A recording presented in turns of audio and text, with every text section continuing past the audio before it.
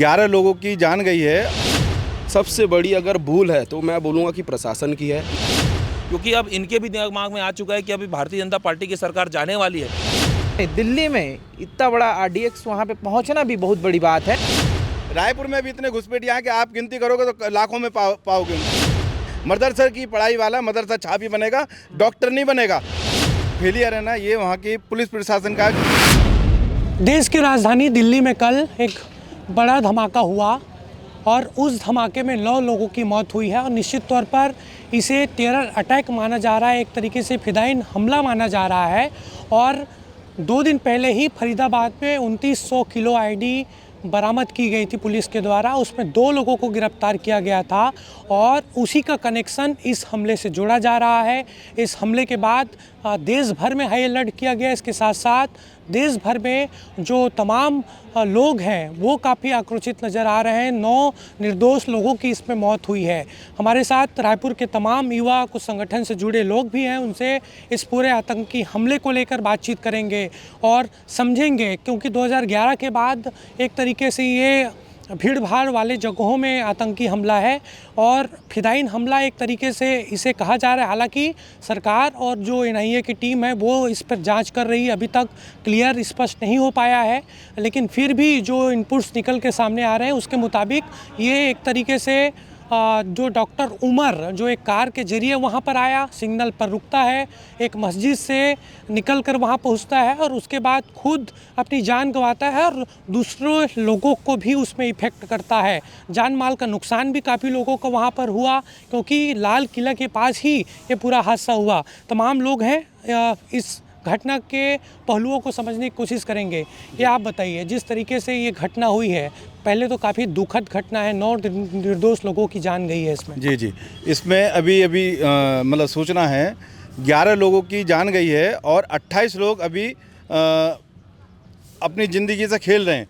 तो ये जो फेलियर है ना ये वहाँ की पुलिस प्रशासन का, जो आतंकी की गाड़ी जो 3 घंटे तक सुनहरी मस्जिद के बाहर खड़ी रही, क्या इसमें सुनहरी मस्जिद के जो उलेमा हैं, मुस्लिम लोग हैं, उनका हाथ है क्या ये षड्यंत्र था कि मतलब देश को दहलाने वाला इतना बड़ा आरडीएक्स जो आप मान के चलो कि पूरे रायपुर को दहलाने का काम करेगी, पूरे रायपुर को उड़ाने का काम करेगा, इतना आरडीएक्स उन लोग लेके चल रहे थे।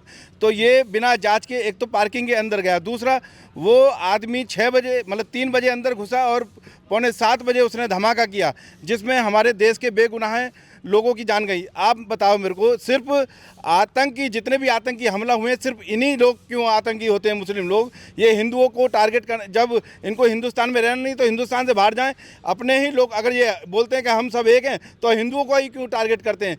आज देखो एक न्यूज़ आया था, उसमें बताया गया था कि ये अपना आज़ादपुर मंडी जो एशिया का सबसे बड़ा मंडी है उसको, और आरएसएस के कार्यालय जो अपना लखनऊ में, इन दोनों को भी उड़ाने की साजिश चल रही थी। और बागेश्वर धाम की जो यात्रा है, इस यात्रा को पूरी तरह से क्षति पहुंचाने का काम इन लोग किए थे।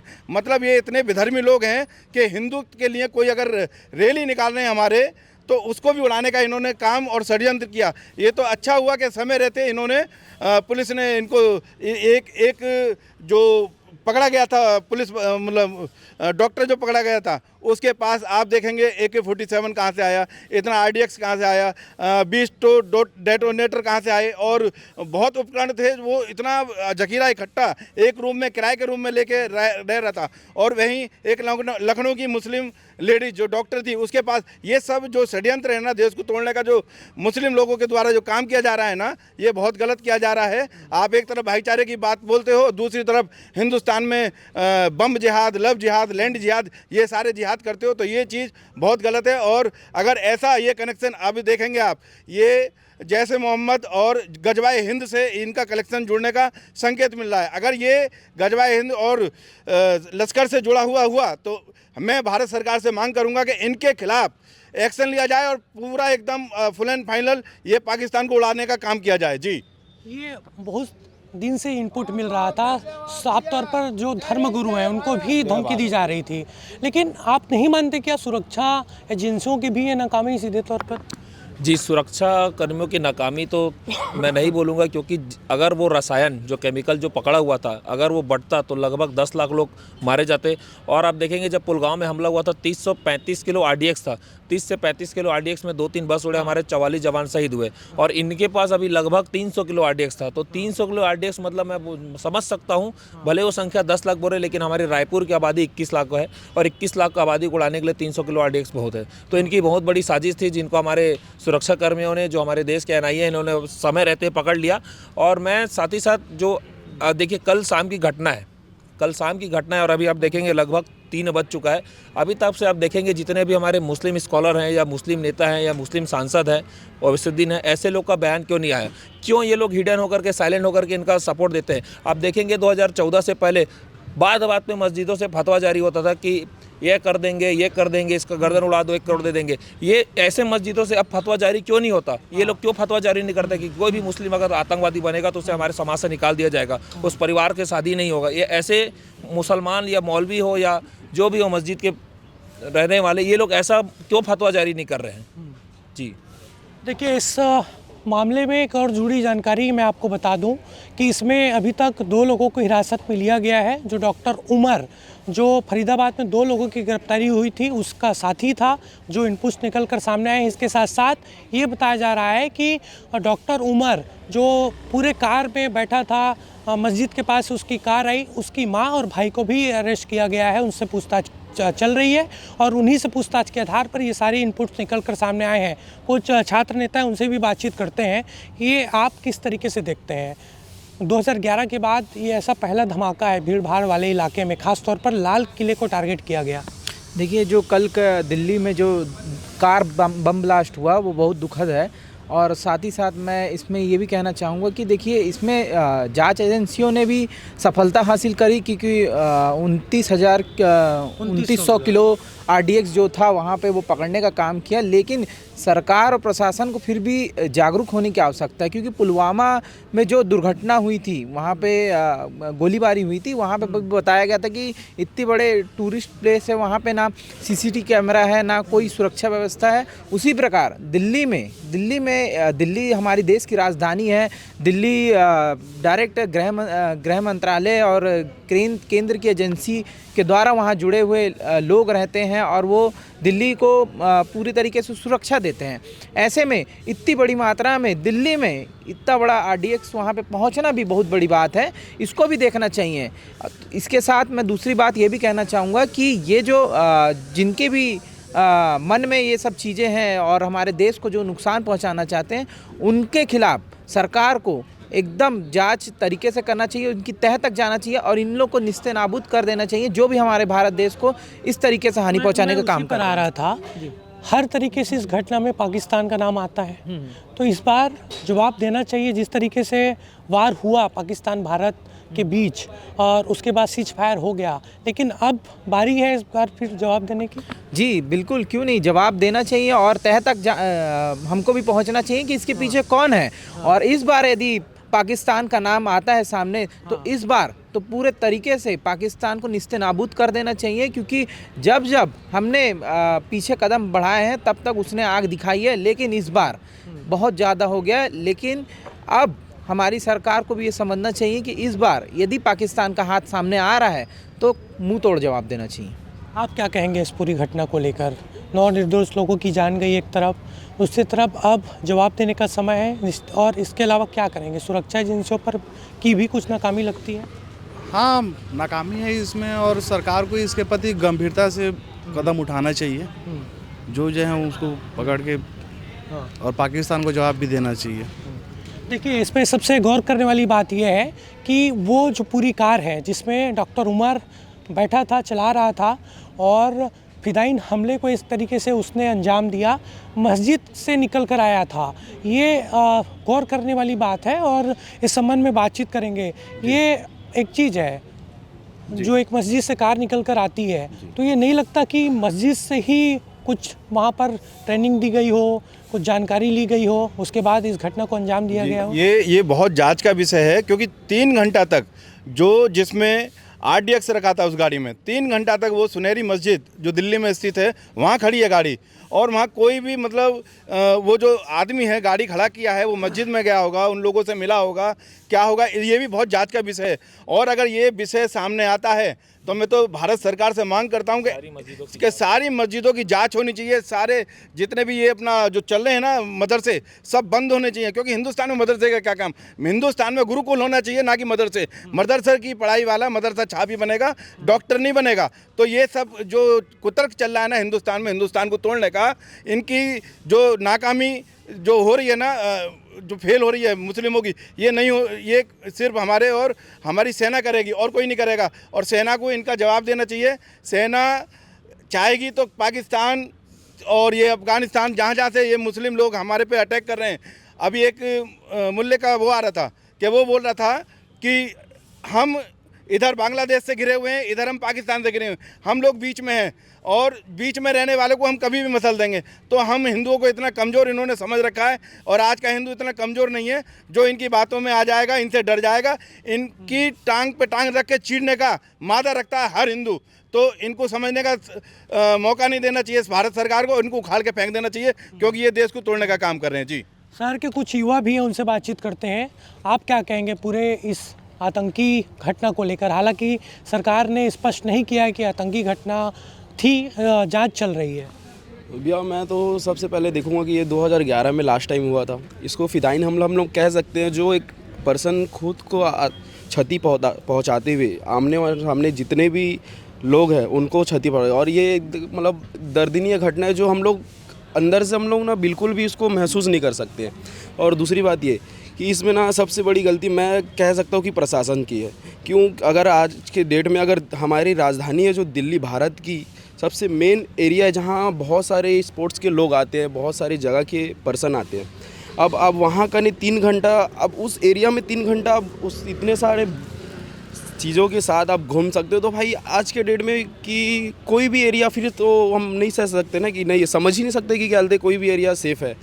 तो मैं कह सकता हूँ भैया कि ये सबसे बड़ी, इसमें अगर सबसे बड़ी अगर भूल है तो मैं बोलूँगा कि प्रशासन की है। मैं अगर आज हम लोग रायपुर में रहते हैं, दिल्ली के मुकाबले रायपुर कुछ भी नहीं है। अगर वही दर्दनाक हमला अगर यहाँ हो जाता, आधा रायपुर ख़त्म हो जाता। आप जैसे कह रहे थे कि फरीदाबाद में 2 लोग पकड़ाए, कम से कम वो जितना कहते RDX रखे थे उसमें कम से कम 35,000 कहते उसमें बम या कुछ भी क्रिएट करा जा सकता। और मेरे को लगता है कि ऑलमोस्ट इसमें आधा से ज़्यादा भारत ख़त्म हो सकता है। तो मैं कह सकता हूँ इसमें कि सबसे बड़ी गलती इसमें प्रशासन की है, जो प्रशासन को इसमें जांच करना चाहिए।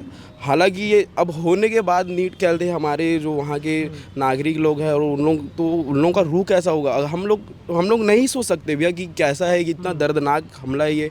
हम लोग बिल्कुल भी इसमें नहीं करते। मैं तो इसमें यही बोलूँगा सबसे बड़ी गलती इसमें प्रशासन की है, जिसको प्रशासन को एक एक्शन लेना चाहिए और हर चीज़ों को फुलफिल जांच करना चाहिए। बस मैं यही कहना चाहूँगा। देखिए, निश्चित तौर पर काफ़ी भयानक ये हमला था। इस तरीके से 6:55 पर ये पूरी घटना हुई और जो तस्वीर निकल कर सामने आई, उस तस्वीर को देखकर हर कोई हैरान था और हर किसी के आंखों में आंसू थे, हर भारतवासी के आंखों में आंसू थे, क्योंकि 9 निर्दोष लोगों की जान अब तक चली गई है, जो आधिकारिक आंकड़ा है। और अभी भी मृतकों की संख्या बढ़ सकती है। कई जो घायल हैं वो अलग अलग अस्पताल में हैं, उनका इलाज चल रहा है। गृहमंत्री और देश के प्रधानमंत्री बाहर हैं, तब भी वो लगातार नज़र बनाए रखे हुए हैं। इसके साथ साथ गृहमंत्री ने भी सीधे तौर पर अधिकारियों की बैठक ली है। लोगों की पहचान की जा रही है, इसमें गिरफ्तारियां भी होंगी। लेकिन अब समय ये है कि ख़ासतौर पर इस तरह की घटनाओं की पुनरावृत्ति ना हो, पर्याप्त तौर पर सुरक्षा एजेंसियों के पास इनपुट हो, वो भी गौर करने वाली बात होगी। ये एक चीज़ ये आप बताइए, जिस तरीके से ये घटना आती है, अब इस घटना के बाद ये तय होना चाहिए कि तमाम देश भर में हाई अलर्ट है। एक तरफ रायपुर की भी बात की जाए, देश की राजधानी दिल्ली, मुंबई की बात की जाए, अब ऐसे लोगों की पहचान करने की आवश्यकता है जो पाकिस्तान से आकर यहाँ छुपे हुए होंगे। देखिए, जो भी ऐसे लोग हैं जो हमारे देश में मतलब पाकिस्तान से आ रहे हैं और यहाँ पे इस तरह की घटना को अंजाम दे रहे हैं, उनकी पहचान आवश्यक रूप से करनी चाहिए। कौन ऐसे लोग हैं, कौन उनको शरण देने का काम कर रहे हैं, हमारे देश में वो नुकसान पहुंचाने का काम कर रहे हैं। तो निश्चित तौर पर जांच एजेंसियों को और IB के जो सुरक्षा प्रमुख लोग हैं उनको इन सभी लोगों को सामने लाने की ज़रूरत है। साथ ही साथ मैं अभी भी ये चीज़ कहूँगा कि अभी भी इन सभी चीज़ों में जांच का विषय चल रहा है। अभी शाम के 6 बजे गृह मंत्री जी प्रेस कॉन्फ्रेंस लेंगे और भी बहुत सारी चीज़ों पे सामने खुलासा होगा। अभी पूरी चीज़ें से समझ ये आई है कि पुलवामा से गाड़ी का मालिक आया था और यहाँ पे वो गाड़ी कई बार बिकी है, एक दूसरे को ट्रांसफ़र हुई है। उसके साथ ही पुलवामा के जो आतंकी हमला उससे भी कनेक्शन देखा जा रहा है। तो इन सब चीज़ों पे अभी शाम के 6 बजे और भी चीज़ें खुलासी होगी। लेकिन जो भी इस दुर्घटना मतलब ये जो केस हुआ है उसके पीछे जो भी छुपा हो उसको अब सरकार को मुंह तोड़ जवाब देना चाहिए। तो निश्चित तौर पर मुंह तोड़ जवाब देना चाहिए और 2-3 और विषय उस पर बातचीत करेंगे।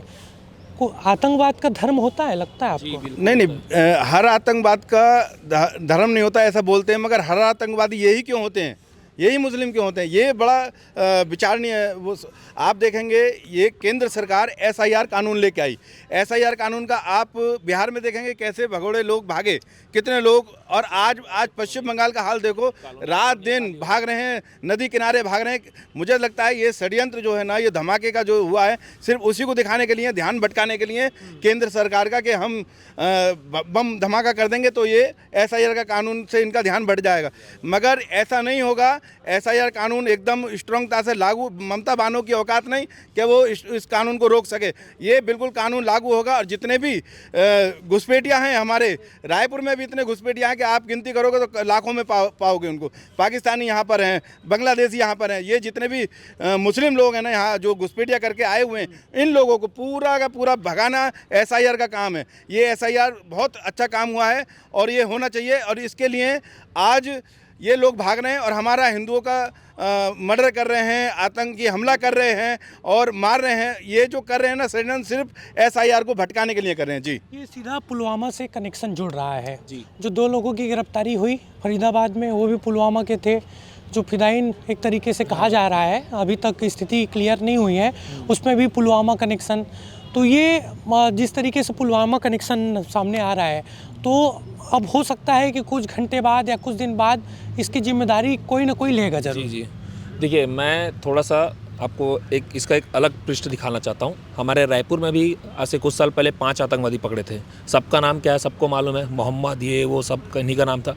अब पूरे देश भर में, चाहे आप कश्मीर से लेकर के केरल के बीच, चाहे इधर मुंबई से लेकर के पश्चिम बंगाल में, जितने भी आतंकवादी पकड़ाते हैं एक ही समुदाय से क्यों होते हैं?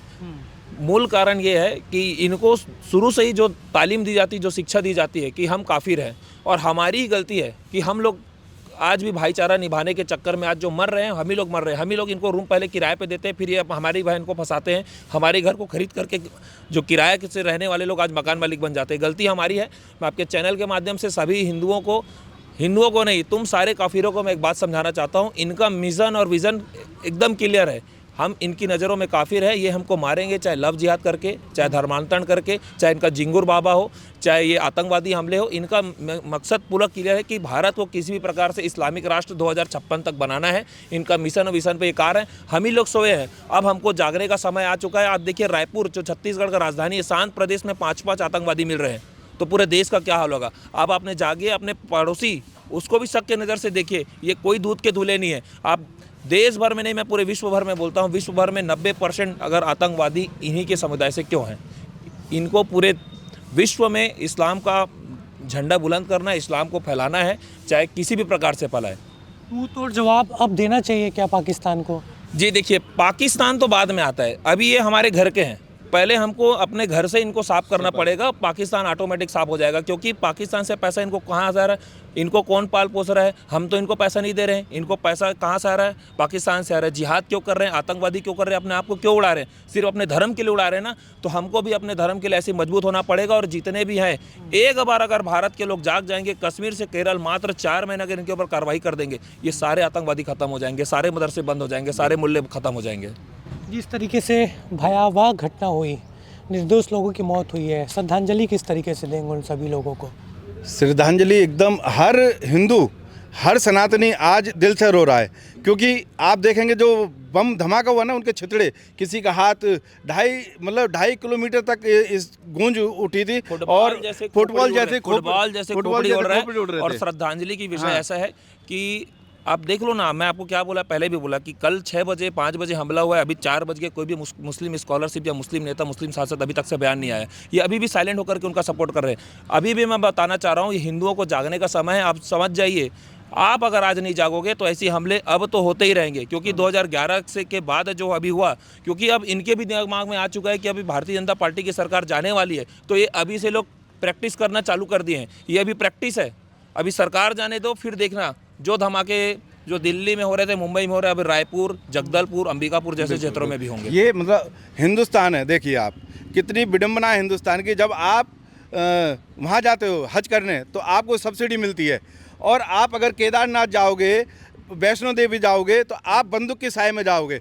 मतलब हम हिंदू होके बंदूक की साए में अपनी धर्म यात्रा करते हैं, और इनको हम सब्सिडी दे के माला पहना के जाओ। तो ये हिंदुओं का दुर्भाग्य नहीं तो क्या है? तो ये मैं सभी हिंदुओं से बोलना चाहूँगा कि ये भाईचारे का चश्मा है, इसको उतार के फेंक दो।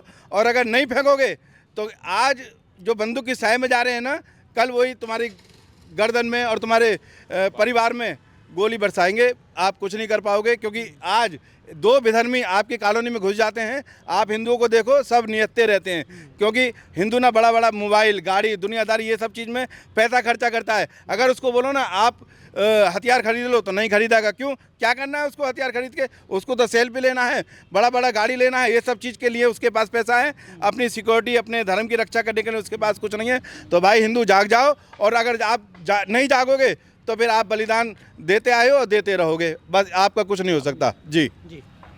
आज जो हिंदू है, अफ़गानिस्तान, इराक तक हमारी जो बॉर्डर थी, आज अफ़गानिस्तान आप देखिए 1000 में हमारे हिंदू राजा था अफ़गानिस्तान में, आज वहाँ एक भी हिंदू नहीं है। पाकिस्तान में जब 1947 में पाकिस्तान बना हमसे निकल करके, वहाँ 30% आबादी हिंदुओं की थी, आज वहाँ मात्र 2% है। किसकी गलती है? और किसी की गलती नहीं, ये हमारी गिनती है, क्योंकि हम कल भी सोए हुए थे। अब एकजुट होना जरूरी है। एकजुट होने के साथ साथ अब वक्त है, हमारे सारी देवी देवता हथियार उठा करके रखें। आप भी अपने अस्त्र उठे, अगर कोई आपको उंगली दिखाता है तो आप उसका उंगली मत काटो, सीधा हाथ काटो, तभी आप बच पाओगे। जी। देखिए, तो ये श्रद्धांजलि कैसे देंगे तमाम निर्दोष लोगों की मौत हुई उनको लेकर? देखिए, श्रद्धांजलि उनके परिवारों के प्रति हम अभी भी मतलब हम शौक में हैं कि कैसे इतनी बड़ी दुर्घटना हुई, और उन सभी तमाम परिजनों के हम साथ हैं। साथ ही साथ हम सरकार से भी मांग करेंगे कि इन सब की जांच हो, और वही कौन है इसके पीछे, क्या है, ये सब चीज़ें निकल के आए सामने। देखिए, इस पूरे हमले को लेकर जांच हो रही है। मैंने पहले ही जिस तरीके से बताया, पल पल की नज़र प्रधानमंत्री रख रहे हैं, विदेश दौरे पर हैं वो, और इसके साथ साथ गृह मंत्री खुद मौके पर पहुंचे थे कल। और जिस तरीके से ये घटना सामने आई, निश्चित तौर पर सुरक्षा में चूक है।